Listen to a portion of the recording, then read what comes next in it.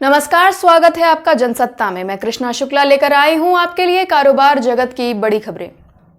अमेरिकी federal reserve के ब्याज दरें बढ़ने के बाद वैश्विक इक्विटी बाजारों में मजबूती के चलते प्रमुख शेयर सूचकांक सेंसेक्स में बृहस्पतिवार को शुरुआती कारोबार के दौरान लगभग 850 अंक की तेजी हुई।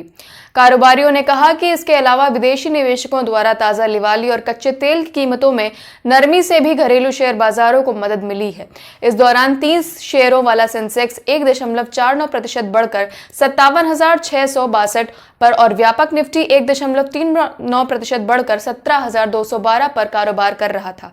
सेंसेक्स के सभी शेयर हरे निशान में थे, जबकि सबसे अधिक 3.14% की तेजी एचडीएफसी में हुई। इसके अलावा axis bank, Asian paints, Kotak bank, IndusInd bank, HDFC bank, ICICI bank और बजाज फाइनेंस बढ़त दर्ज करने वाले प्रमुख शेयरों में शामिल थे।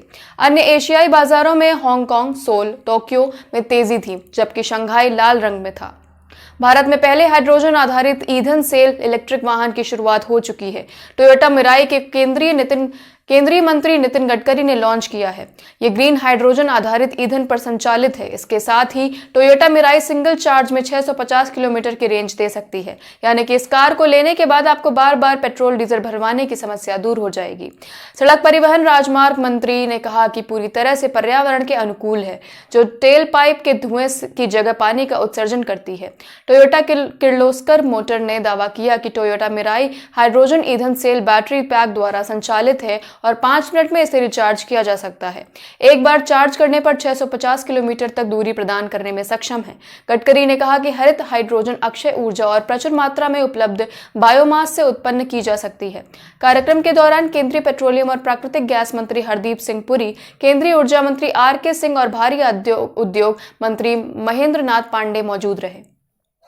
रेल मंत्रालय की ओर से यात्रियों को झटका दिया गया है। कोविड-19 के कारण प्रभावित हुए रेलवे के कई नियमों में अभी भी रियायत मिली है। इसी नियम में से एक वरिष्ठ नागरिकों को किराए में रियायत देना है, जिसे मार्च 2020 में हटा दिया गया था। अब रेल मंत्री की ओर से कहा गया है कि उन्हें अभी छूट नहीं दी जाएगी, जबकि महामारी से पहले इन नागरिकों को किराए में छूट दी जाती थी।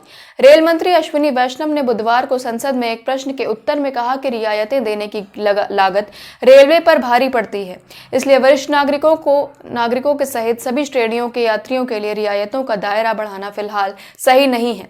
उन्होंने कहा कि रेलवे की 2020-21 का राजस्व 2019-20 के राजस्व की अपेक्षा कम था। रेलवे ने सभी वर्गों में महिला यात्रियों के लिए 50% और पुरुषों के लिए 40% की छूट पेश की थी।